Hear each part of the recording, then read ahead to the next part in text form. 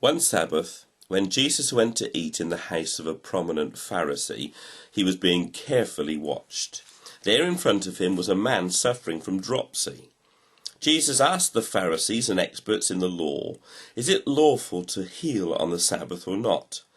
But they remained silent. So, taking hold of the man, he healed him and sent him away. Then he asked them, "If one of you has a son or an ox that falls into a well on the Sabbath day, will you not immediately pull him out?" And they had nothing to say. When he noticed how the guests picked the places of honour at the table, he told them this parable. "When someone invites you to a wedding feast, do not take the place of honour, for a person more distinguished than you may have been invited. If so, the host who invited both of you will come and say to you, 'Give this man your seat.' Then, humiliated, you will have to take the least important place.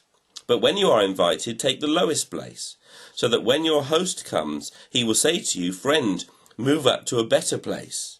Then you will be honoured in the presence of all your fellow guests. For everyone who exalts himself will be humbled, and he who humbles himself will be exalted."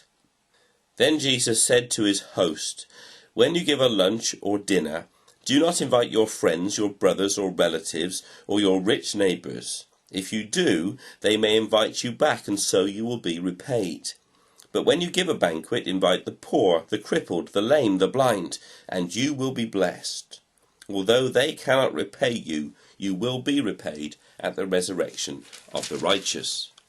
When one of those at the table with him heard this, he said to Jesus, "Blessed is the man who will eat at the feast in the kingdom of God." Jesus replied, "A certain man was preparing a great banquet and invited many guests. At the time of the banquet, he sent his servants to tell those who had been invited, 'Come, for everything is now ready.' But they all alike began to make excuses.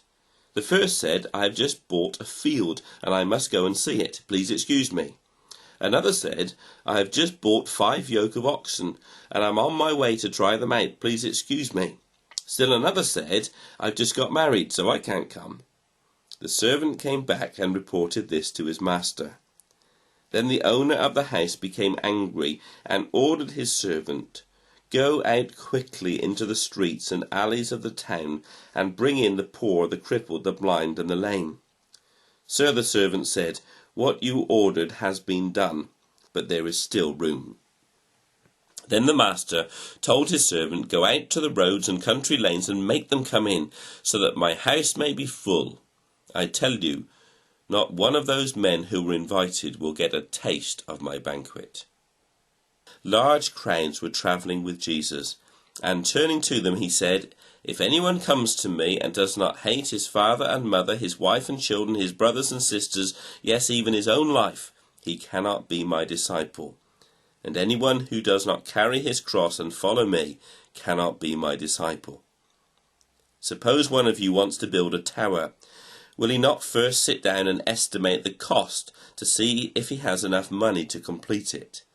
For if he lays the foundation and is not able to finish it, everyone who sees it will ridicule him, saying, 'This fellow began to build and was not able to finish.' Or suppose a king is about to go to war against another king. Will he not first sit down and consider whether he is able with 10,000 men to oppose the one coming against him with 20,000? If he is not able, he will send a delegation while the other is still a long way off and ask for terms of peace. In the same way, any of you who does not give up everything he has cannot be my disciple.